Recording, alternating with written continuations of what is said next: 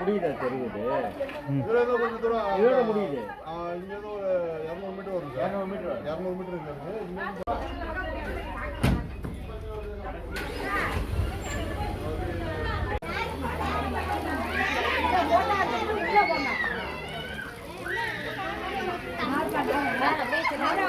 அப்படியே பின்னாடி இந்த இதே இல்ல குடிக்கிற தண்ணியா அப்படியே மேல வந்துருக்காங்க. எடுத்து நல்லா போட்டுடுங்க.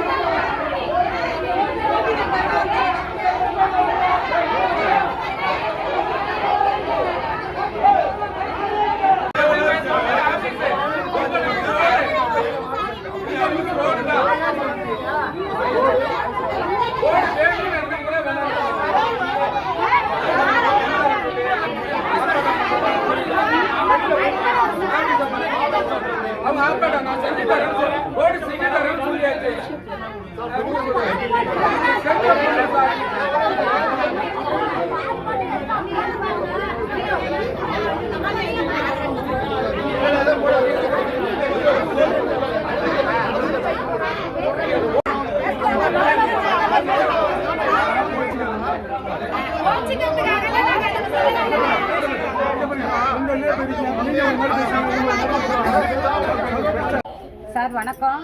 நாங்கள் திருவாரூர் பாரதி தெரு அந்த தெருவிலேருந்து பேசுகிறோம். நாங்கள் வந்து 70 வீடு எல்லாருமே ஏழ்பம்பட்டதாங்க தான். எந்த வசதியுமே நகராட்சியிலேருந்து எங்களுக்கு செஞ்சு தரல. லெட்டின் பாத்ரூம்பு, ரோடு, தண்ணி, வீட்டுக்கு வீடு லெட்டின் பாத்ரூம் கட்டி தரேன்னு சொல்லி அதையும் ஏமாற்றிட்டாங்க. தெருவில் பொதுவாக 2 லெட்டின் தான் கட்டி கொடுத்துருக்காங்க. 2 பைப்பு தான் போட்டு தந்துருக்காங்க. 70 பேருமே அதில் தான் நாங்கள் யூஸ் பண்ணுறோம். லெட்டின் போனாங்கனாக்கா வெளியில் வந்து தண்ணி குடிக்கிற இடத்துல வந்து கிடக்குது. அதையும் நகராட்சியில் சொன்னோம் போய் 5 வருஷமாக நாங்கள் இது மனு கொடுத்துட்டு தான் இருக்கோம். வந்து ஃபோட்டோ எடுத்துக்கிட்டு செஞ்சு தரேன் ஆணையர் சொல்லிட்டு தான் போயிட்டு இருக்காங்க. இன்னைக்கு நாங்கள் கடைசியாக கிராம மக்கள் அத்தனை பேரும் சேர்ந்து நகராட்சிக்கு மனு கொடுக்க போயிருந்தோம். ஆணையரோட ஹஸ்பண்டு எங்களை நாயை தத்துற மாதிரி தத்தி சேர்மனு செந்தில் அவர் பேர் எங்களை தரத்தி விட்டாரு. போலீஸை விட்டு அடிப்பேன் அப்படின்னு சொல்கிறாரு. எங்களுக்கு எந்த கோரிக்கையும் செஞ்சு தர மாட்டேங்கிறாங்க. நடவடிக்கை எடுக்க மாட்டேங்கிறாங்க. எங்களுக்கான நடவடிக்கை கிராம மக்கள் நாங்கள் அனைத்து பேருமே இன்னைக்கு நகராட்சி போனோம்.